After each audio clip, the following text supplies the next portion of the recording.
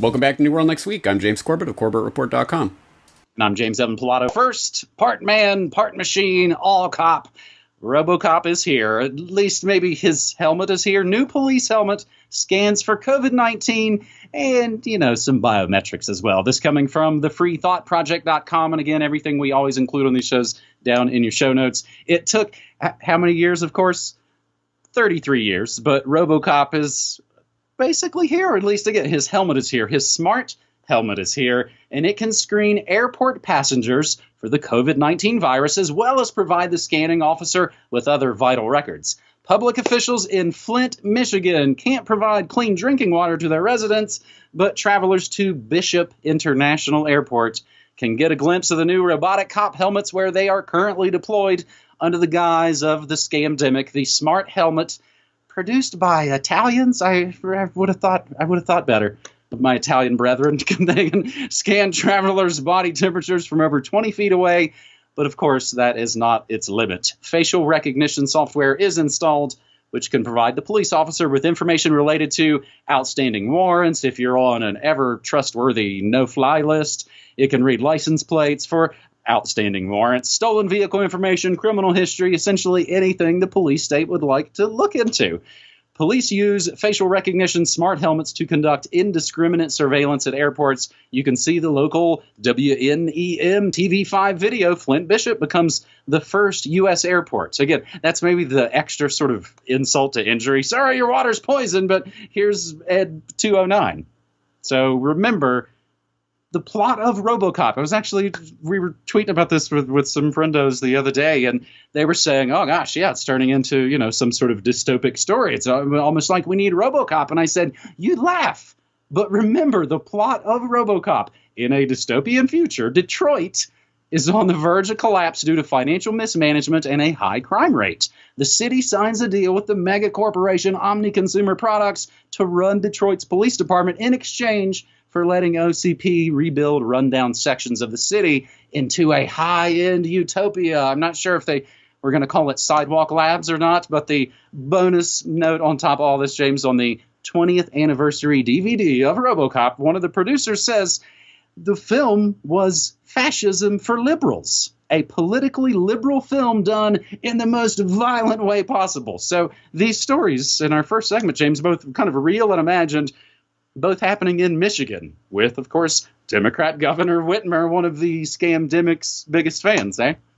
Exactly, yeah. Fascism for liberals. That's a great way to get everyone on board. We have something for everyone, except for those pesky people who care about human freedom. But who cares about those cringe weirdos, right?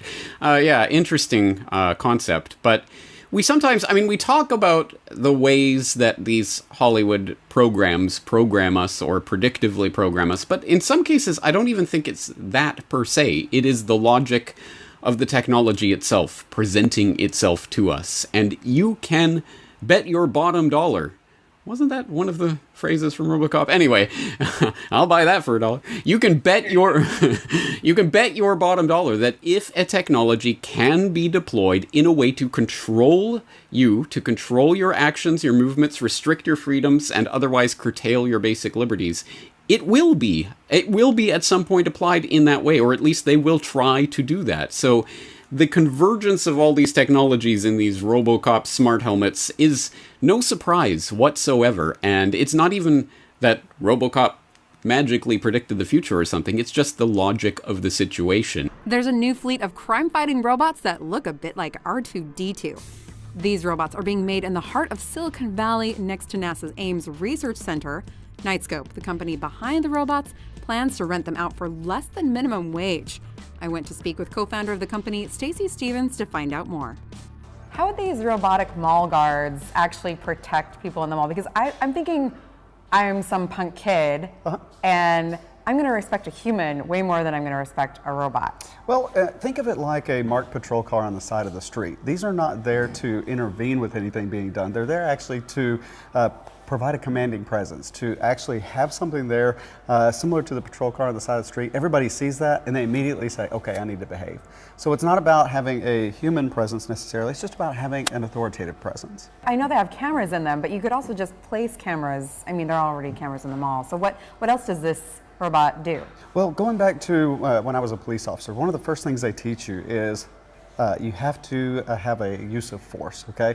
And that first use of force is the commanding presence. So what a camera that is mounted up on top of a building does is absolutely no presence. There's nothing about that that says, hey, I'm here. in the mall and I think, okay, it tells me I'm being watched, and I'm like, all right. I mean, I don't think in criminal terms, but I would think a criminal would maybe think about that a little bit. Absolutely. I mean, you got to put yourself in the shoes of a criminal, right?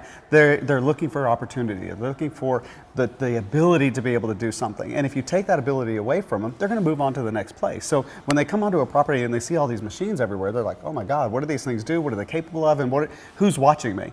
And in that case, they really don't. They start to think, okay, do I really want to spend the night in jail tonight? Probably not. And then they move on to somewhere else. The design itself is a little bit scary. I'm going to out myself as a nerd, but it looks like kind of like a Dalek from Doctor Who. Well, we like to think of them as R2-D2, something a little bit more cute. When we put them out at a shopping center, we actually found people were excited about it. They look at them and they run towards them, and we have two things have come up. One is the robot hug, and two is the robot selfie, and those have taken place everywhere we go.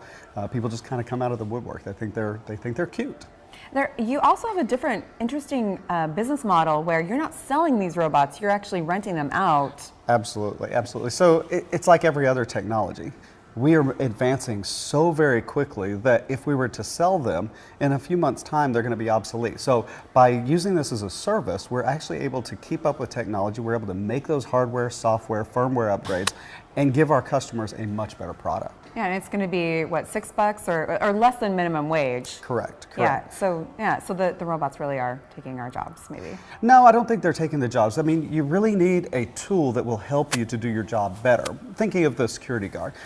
Security guard can only be in one place at one time. If you give them the technology to be able to access on their mobile phone all of this wealth of information created or generated by the machines, they're actually going to be able to do their job better. So we're not looking to take their job, we're looking to augment them and do so at a very, very affordable price. Okay, I'm still waiting for the robots to take over, but thank you so much for speaking with us. My pleasure, thank you. Yeah. And there is only one philosophy that really actively works against this logic and the creation of this police state, and that is anarchism. Because if you are involved with the state, if you are a statist, if you are behind the idea of the centralization of power in our guys' hands, the good guys will take the power and they'll use it for good. The police state will march on and on and on and on until it becomes literal RoboCop. And how far are we from the point where it won't be like we're seeing all this stuff from Australia with pregnant women being hauled out of their homes by police thugs. It'll be police robots hauling pregnant women out of their homes. There will not even be a human being to even attempt to reason with. And we all know how that goes in RoboCop with Ed 209. So let's not see how that goes in real life. But as I say, there's only one political ideology that actually works against this logic. Robots have permeated every part of modern life, from computerized cars to cell phones. We're living in the age of heightened technology. But while most people have become jaded with these everyday machines, there are some robots that still inspire awe and wonder. I think I would do a great job as ruler of the world.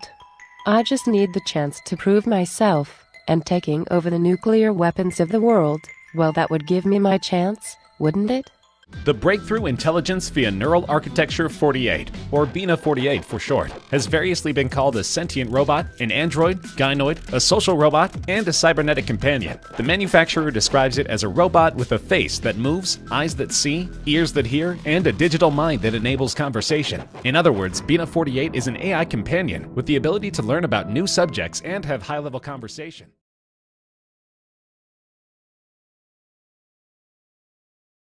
One of the great things about transhumanism is it's kind of what we call transhumanitarianism. There's this idea that we're really trying to help people. We're really trying to solve suffering, solve medical issues. One of these things is putting implants in your body, implants in your brain, implants in your arms, as I have in my hand, and doing all sorts of things. We call this biohacking, where you actually put all sorts of stuff in yourself to monitor what's going on and also to help you do things that you wouldn't be able to do, like hear or see. So the idea of brain plants is really complex. I was doing an interview earlier, and they were asking about the future of work. And where I'm from, Silicon Valley in Los Angeles, California area, There's a couple different companies now, like Neuralink with Elon Musk, that are working on basically brain implants in order to allow your brain to interface directly with machine intelligence. Now, why is this important? Well, machine intelligence is important because, you know, already like in Wall Street, for example, there's a bunch of mid-level traders that are being wiped off the floors. And the reason is because they can't compete with algorithms. So what a lot of kind of entrepreneurs want to do is, in order to have humans keep up with machines, they want to merge our brains with machines so that we can start thinking in real time in the internet. So the thing you have in your pocket, cell phone, smartphone, basically can be put in through your head through an implant or a headset. Already in Florida, they're doing things like racing drones around a track and stuff like that, just using brainwave technology. And already you can have conversations in your mind with people through brainwave headsets and brainwave implants and things like that.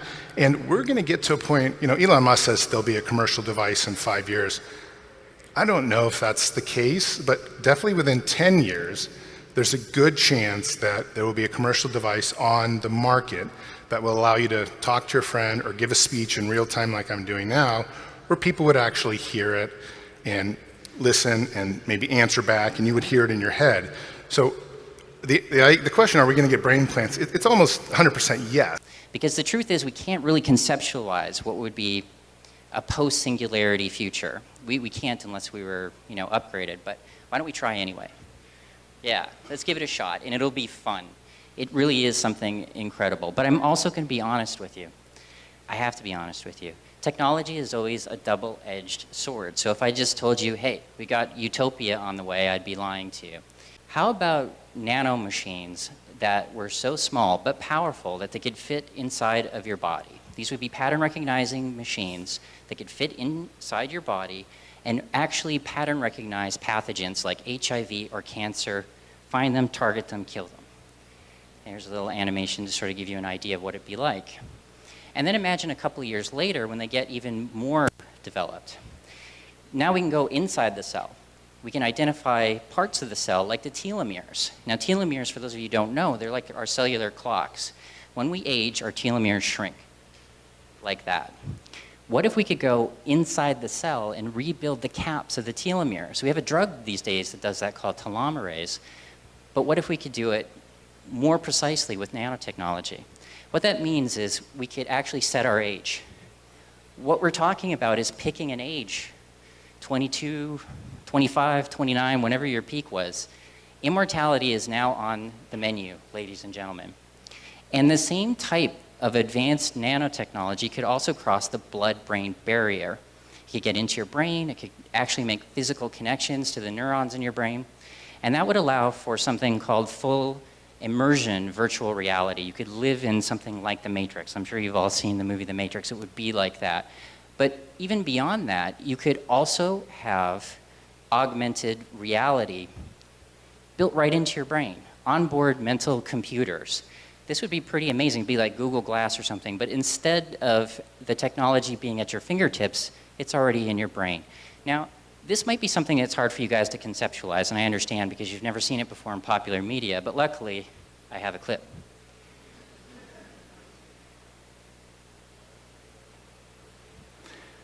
Okay, so imagine this is you. You're waking up in your dream house from a really restful REM sleep because your nanobots are waking you up out of the perfect moment. There we have our onboard mental computer. This guy could be 100 years old, but he looks like he's 25, he's handsome, and he's got this technology built right into his brain. But I want to go beyond even just that. Think about how beautiful this home is. This home is gorgeous. Well, another thing that becomes a possibility is molecular nano-assemblers. It's something that we call foglets. So I'll give you an idea of what this would be like. The home itself could be built by these foglets. Now, you guys have all heard of 3D printing. We can scan things right now on the level of microns. But with computers as powerful as what we're talking about, we could scan things molecularly. That means that anything that you can scan and put into a virtual space, you could actually then recreate with these nano assemblers.